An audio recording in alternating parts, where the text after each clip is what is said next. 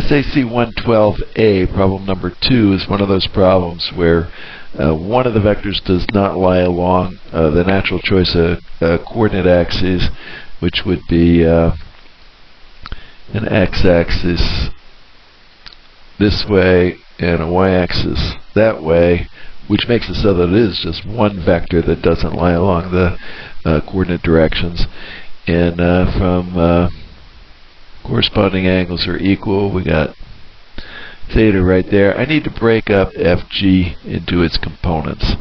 So let's I need to draw a separate vector component diagram. For that, this will be, this is the x direction and this is the y direction, so it's partly a vector in the minus y direction and partly a vector in the minus x direction.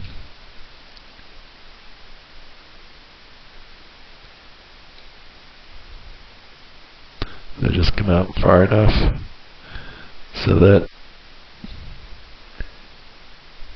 come along parallel to y far enough so that I can go from the end of that arrow along the x-axis, it's in the minus direction, and get to the tip of f sub g. This is fgx magnitude. Fgx itself is actually negative, and the magnitude of this fgy magnitude, again it's in the minus y direction as well.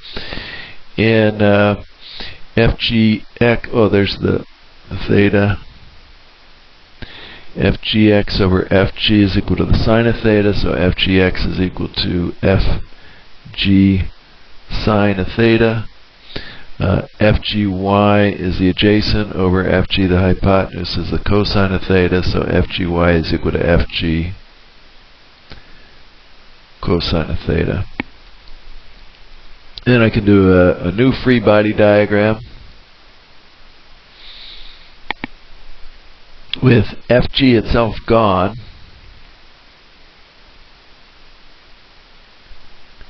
Here's ft, and in its place fg cosine of theta and fg down this way fg sine theta, and we still have the acceleration. So now I just have to analyze this free body diagram, the new one that I've got on there, and I'm going to start off by saying the sum of the forces, at least the sum of the scalar components, up and to the left. So a little bit more to the left than that. So up and to the left is equal to 0 because the acceleration is perpendicular to that direction. Then it's a replacement scheme. Ft minus fg cosine of theta is equal to 0, so we have ft is equal to fg cosine of theta, and fg is 5 newtons, theta is 32.8 degrees. So ft is equal to 5.00 newtons times the cosine of 32.8 degrees. Just want to check on that angle. 32.8, yep. So ft, using the calculator, is just 4.203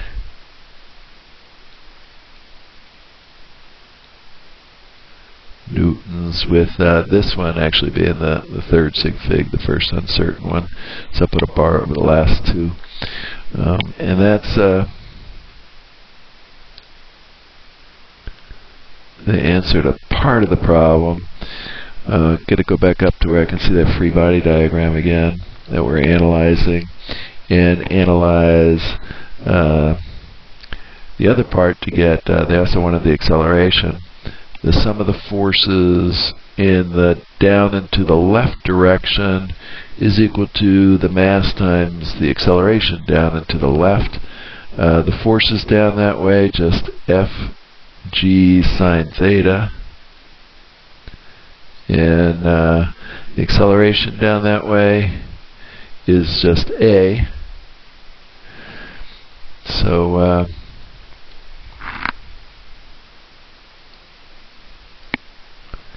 see what we got here. I'm going to get rid of the m because they actually gave us Fg.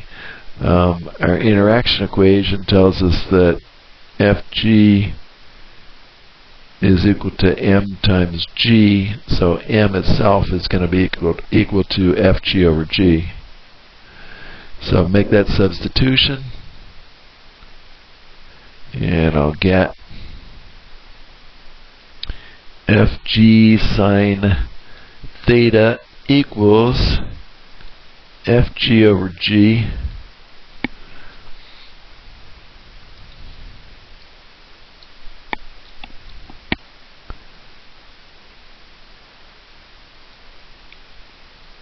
times A. The Fg's cancel out,